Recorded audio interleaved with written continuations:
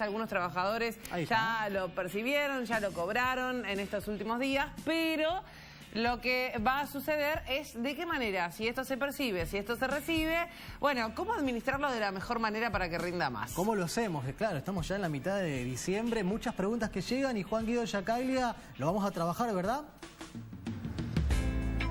Sí, por supuesto, porque tenemos la visita aquí de Macarena Roschini, licenciada en Administración. Maca en el mercado la encontramos también en las redes. Y siempre es importante, por lo menos, aclarar muchas dudas con respecto a esto, ¿no? Cobramos el aguinaldo, ¿qué tenemos que hacer? Bueno, muchas de las dudas que vamos planteando y que seguramente lo vamos a charlar con Maca. Maca, gracias por venir. ¿Cómo estás? Hola, ¿cómo va? Bueno, un placer estar acá hoy con todos ustedes. ¿Qué hacemos con el aguinaldo, no? ¿Maneras de ahorrar seguras o por lo menos la primera vez que lo cobramos, cómo tenemos que proceder como para generar un rendimiento en ese tipo de casos, ¿no? Obviamente. Lo principal es organizarse. Ya de antemano, el aguinaldo, antes de cobrarlo, tienen que saber qué van a hacer con eso y aprovecharlo a su vez para mejorar la situación financiera que poseen. Sabemos que fue un año difícil en donde ahorrar les costó a muchos. De hecho, han personas que han tenido que recurrir a endeudarse. Y en este sentido es importante identificar qué es lo más conveniente. Por un lado, ver qué tipo, si están endeudados, qué tipo de deudas tienen. Si son deudas buenas o deudas malas. ¿Cuáles son las deudas malas? Las que te cobran una tasa de interés mayor a la inflación, que aproximadamente es de un 2,5 mensual, 2,4 fue el último mes. Bueno, ver qué tasa de interés te cobran. Si ustedes identifican que es mayor a la inflación esa tasa, por ejemplo, las deudas con las tarjetas de crédito cuando pagan los mínimos o con las billeteras virtuales, que ahora se usa mucho eso, todas esas tasas son altísimas, entonces lo ideal es sacarse de encima esas deudas cuanto antes. Ahora, si ustedes identifican que están endeudados, pero esas deudas son buenas, es decir, tienen una tasa menor a la inflación, por ejemplo, compraron algo en cuotas sin interés, no pasa nada, esa deuda la pueden dejar y se pueden enfocar en hacer algo extra, como ahorrar o invertir el aguinaldo, que como les decía, entonces, la ideal es que lo aprovechen al máximo y hagan algo al respecto, no vayan y se lo gasten impulsivamente como hacemos muchos a veces. Ese es el peor error que pueden cometer. Lo ideal es que tomen conciencia del dinero extra que están recibiendo y lo aprovechen para mejorar la situación financiera. Y en ese caso eso sería importante, Maca. En ese caso, por ejemplo, para invertir de manera segura el aguinaldo, aquellos que a lo mejor pueden invertirlos, ¿cómo pueden hacer? Primero lo que tienen que hacer es identificar el plazo de inversión y esto es crucial porque las alternativas de inversión van a variar en base al plazo. Ustedes no se pueden comprar, pero no deben comprar una acción o un bono para venderla de acá un mes o 2 meses porque la realidad es que son muy volátiles y les puede ir bien, les puede ir mal. Yo digo que si hacen esas inversiones en tan corto plazo es como una apuesta. Entonces no es recomendable. Por eso es importante entender, bueno, yo recibo este dinero, ¿hasta cuándo más o menos estoy dispuesto a tenerlo invertido? Bien, y si la respuesta es, bueno, de acá a los próximos 6 meses, porque por ejemplo me voy de vacaciones en el verano y voy a querer esa plata, bueno, las alternativas van a ser un poco más acotadas. Por ejemplo, vamos a tener a las letras del Tesoro, que ahí lo que vamos a estar haciendo es prestarle dinero al Estado en un corto plazo, de acá al próximo mes, al siguiente mes. Hay muchas letras, las cuales las pueden comprar a través de una cuenta comitente, que nos van a dar una tasa de interés a cambio de prestar nuestro dinero. Y esta tasa de interés es de aproximadamente un 2,5% mensual. Esas son la mejor alternativa en el corto plazo. ¿Por qué? Porque a su vez, en estos meses en donde el dólar está estable o incluso está bajando, vamos a estar haciendo el famoso carry trade, que probablemente lo han escuchado nombrar, y es cuando justamente hacemos una tasa en pesos, pero como el dólar está estable, terminamos haciendo una tasa en dólares, entonces es más beneficioso todavía. Ahora, si ustedes saben que en 6 meses van a necesitar hacer un gasto en dólares, porque por ejemplo se van de vacaciones al exterior, bueno, en ese caso pueden aprovechar y comprar dólar MEP, que actualmente está barato, esa es la realidad, hay una brecha muy baja y pueden aprovechar para ya estar listos para esas vacaciones en el exterior. Después, si ustedes dicen, bueno, yo estoy dispuesto a invertir mi dinero de acá a un año más o menos, entonces el plazo ya es mediano plazo, las alternativas se pueden expandir un poquito y podemos empezar a ver obligaciones negociables, que es cuando le prestamos dinero a una empresa. En ese sentido, siempre tener en cuenta el tema de la calificación crediticia de la empresa, porque no se dejen llevar solamente por los rendimientos de las obligaciones negociables, porque si miran solo eso se van a comprar la empresa más riesgosa.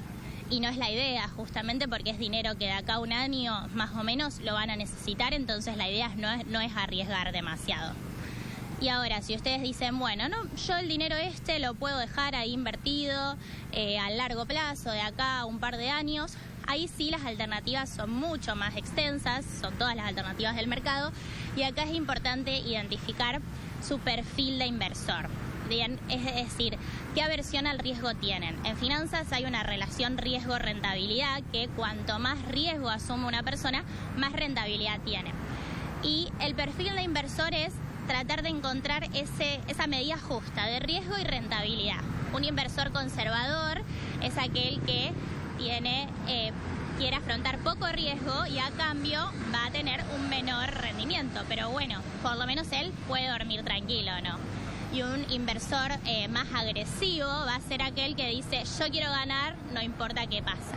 Entonces, en este sentido, cuando identifican el perfil de inversor, lo que tienen que hacer es armarse una cartera diversificada. Siempre está bueno diversificar, no poner todos los huevos en una sola canasta, porque eso siempre es peligroso. Entonces, la cartera esta, que es como una torta, la tienen que armar como un porcentaje en renta fija, que van a ser las letras, los bonos, las obligaciones negociables, y a su vez otro porcentaje en renta variable, que van a ser acciones o CDRs. Esos porcentajes justamente varían en base al perfil de inversor. Por ejemplo, yo soy más agresiva, invierto un 70% en renta variable y 30% en renta fija. Maca, por ejemplo, gente que nos mira y dice, la verdad que es chino básico todo esto, la verdad no entiendo, yo voy a la billetera virtual y voy al plazo fijo. ¿Recomendaciones en cuanto a esto?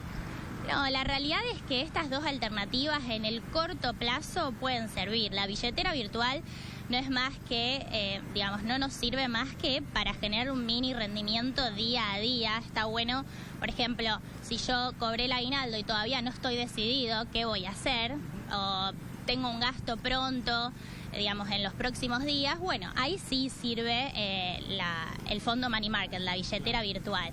Y el plazo fijo puede ser una alternativa para el corto plazo, pero la verdad es que a mí me gustan más las letras, que son muy similares, ofrecen un poquito más de tasa y a su vez tienen son más flexibles, porque hay una cotización en el mercado y no es necesario esperar a que te venza.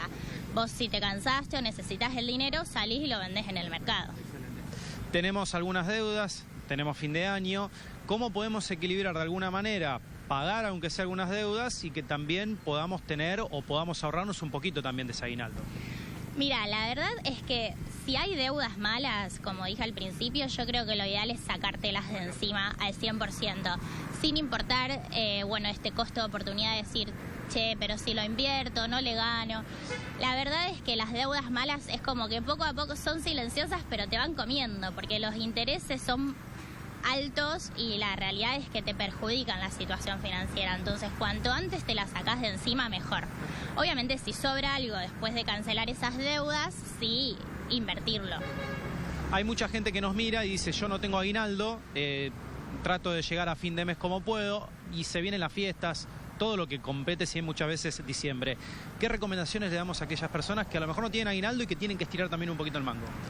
Sí, en ese sentido, en primer lugar, esto de las billeteras virtuales, tratar de generar por lo menos ahí un interés día a día, que cada vez es menor, porque fueron bajando las tasas, pero bueno, todo sirve.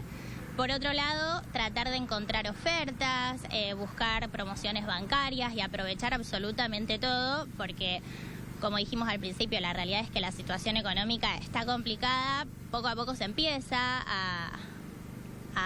a mejorar, pero bueno, no tenemos que perder de vista esto de maximizar nuestro dinero y tratar de ahorrar donde se puede ahorrar. Entonces, todas las promos bancarias o promos de los supermercados, etcétera, tratar de aprovecharlas.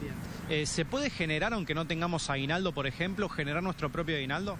Sí, la realidad es que hoy ya estamos un poco...